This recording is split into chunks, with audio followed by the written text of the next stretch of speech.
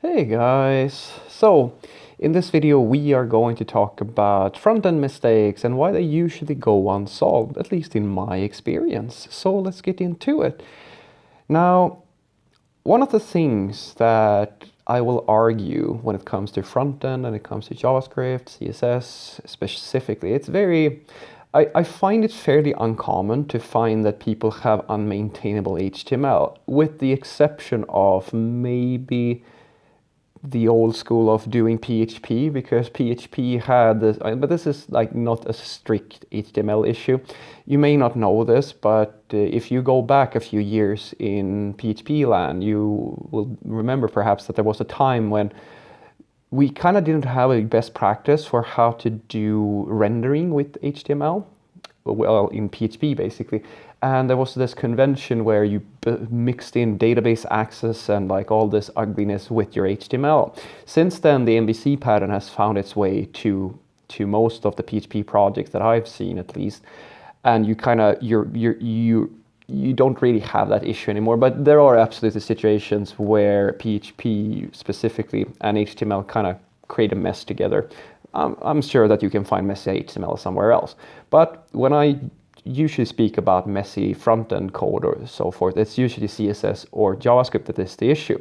Now I'll give you the two main reasons as to why I believe that this is, and kind of the reason why it goes unnoticed, or that it doesn't really, you don't really do anything about it. So let's talk about CSS. Now CSS is notoriously difficult at scale to make into something nice. It's so common, in fact, that you mess up your CSS that most people have, well, they really don't know how to maintain a large CSS code base. And if you think about it, it kind of makes sense. Like, to me, one of the most contributing factors as to why that is because CSS lives in the global namespace. And if you think about that over time, what does that actually mean? Well, that means that most likely when the project starts, you are going for iteration speed and your project is most likely very simple. And that means that you most likely are using very ambiguous and simple names, because at the time they make a lot of sense, like panel and navbar and these sort of names, right? And you might even find yourself using a few of the tag selectors as well, because it makes perfect sense at that moment in time. But as the project grows more complex over the years, you find that you need more and more specificity in your naming conventions, and you find that you need more and more rules to kind of, and sometimes you find that, oh, a decision that you made previously is now affecting everything else, which means that you now have to have rules to override those rules. And that's when the spiral starts, when you need rules to override your previous rules. And the reason I believe why this happens to begin with is because we don't think about CSS, as I said, it lives in a global namespace, but we don't think about structuring it to be specific to each thing that we're building. And that's something that I've made a few videos about that. I think that's fairly important if you want to scale things over time. It's very, very important that you think, you try to map your CSS naming conventions as best as you can to the specifics of what you're actually making, and don't make it too generic.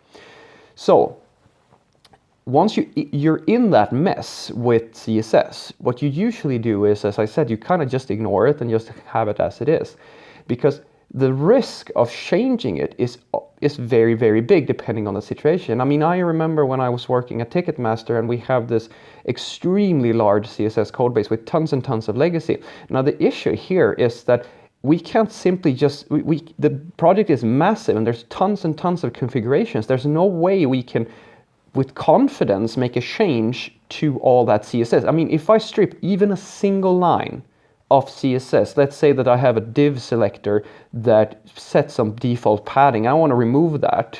If I do that, in theory, I have to retest the entire application. And that's something that work for a single individual on such a massive project would take days to verify all the variations, all the configurations. I mean, it's an extreme large amount of work for that single little change, because in theory you could have broken anything. You don't know. So That's why most people don't refactor CSS, because it poses a massive risk. And what also kind of has to be factored in here is that because it's working, like imagine this, if you have a server-side issue where you have say a bug, or you have some code that needs to kind of be refactored or something like that, you can do so, you kind of do so with, in my personal opinion, once of, like most of the time there's one main reason why you do it, is because, and that is because the end results of the code that you have is incorrect. In other words, the bug you're producing is messing up the experience of the application somehow, but CSS doesn't do that. If it looks correct, the only real downside is that it's a little bit less maintainable and you have more stuff going over the wire. And most people are okay with sending junk CSS over the wire, over the network, as opposed to trying to do what I was saying, like to try to fix it, because as I said, the risk is very high to do this without much gain, right? That's for me when it comes to CSS, what's going on. And then we have JavaScript, where you kind of have a very similar situation where you add JavaScript and you add more and more and more, and you find that you don't really, it depends. Like if you have the old school way of working, you also have this issue where you have like the global namespace and all that stuff. But in my experience, it's less risky to make if you strip some JavaScript, it's less risky because it's usually targeted. Like JavaScript in of itself is usually targeting a specific element. It's very rare that I find some JavaScript on a page that kind of touches everything, and in theory it could break anything. It's usually very easy to figure out what this code is trying to affect, so you can kind of scope your searching when you want to regression test things. But the reason why I argue that most people don't fix JavaScript is because it's a loosely typed language.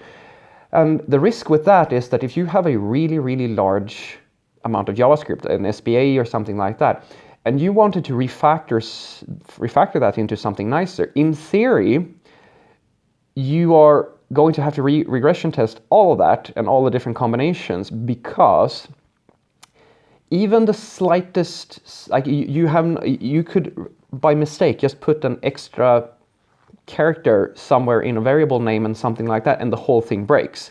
But you may not notice when you're running your test, because you have to specifically create that scenario where this code is actually going to break. And that can be actually very tricky. You may think it's a simple thing, but it's actually very tricky sometimes to figure out that if you broke something, because the thing that you just did, that regression you introduced, may only happen in a very certain situation. And that's why people don't like to refactor JavaScript. They usually add more, or like they kind of ignore the problem, or they ad hoc it together. And that's where, it grows over time.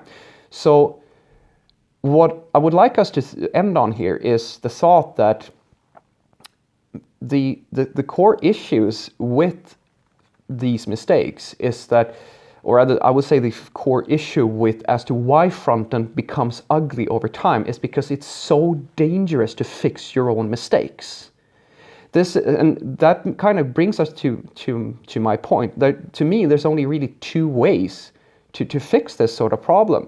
The first thing is that you have really experienced people at the start of the project, or before things get out of hand, to kind of take care of that and put up some really good guidelines and so forth to how to do that. The second thing is that we need to consider, how do we have the same type of structure and mentality about our front-end code as we do for our enterprise applications?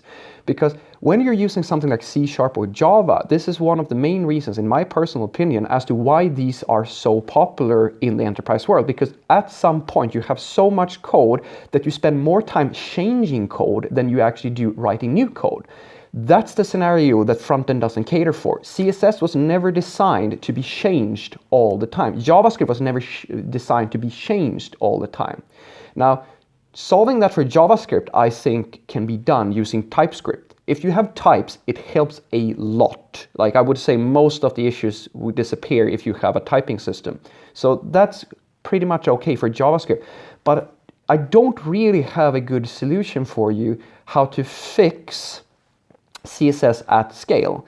What I do is that I will introduce a naming convention such as BEM, for example, and then I will just live most of the time with the legacy, so that at least everything that I'm producing from that point on is going to be good, clean, maintainable code that you can scale.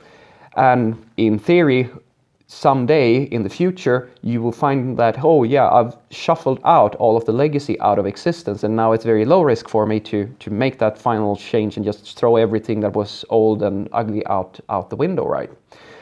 So those are my thoughts on why I think that most people don't fix front-end issue. Number one is, as I said, it's high risk to fix JavaScript and CSS. And the second thing is that the cost of living with this legacy is actually much lower than fixing it.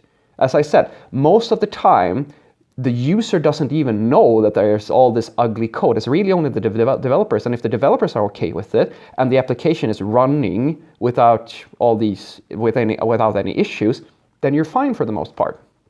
So yeah, those are my thoughts on this. Have a great day.